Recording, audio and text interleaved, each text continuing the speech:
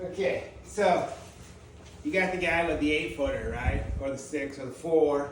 And you come in and, oh yeah, you got a hump here, you got a high spot. You know, and he comes in, he puts an arrow and comes over and even puts a taper gauge under there under one side. He's like, yeah, you're you're 6.6 millimeters out of flat. Really? You really think so? So let me show you. And I'm not the first to do this. I just think it's worth showing again. No teeter-totter game.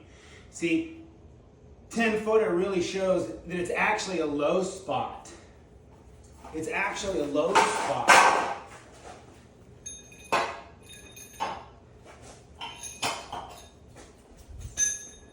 It's actually a low spot, and actually, I'm in tolerance. I'm in tolerance here. I'm in tolerance. You know, you even get a 12-footer going. No teeter. Low spot.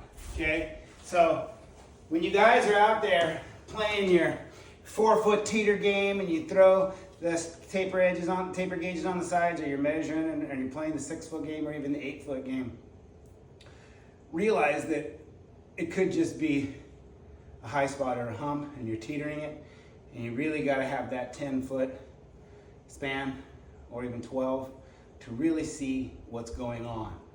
Okay, so keep that in mind, and you want to measure in the center. You don't want to play measuring on the side teeter game, because that's flop.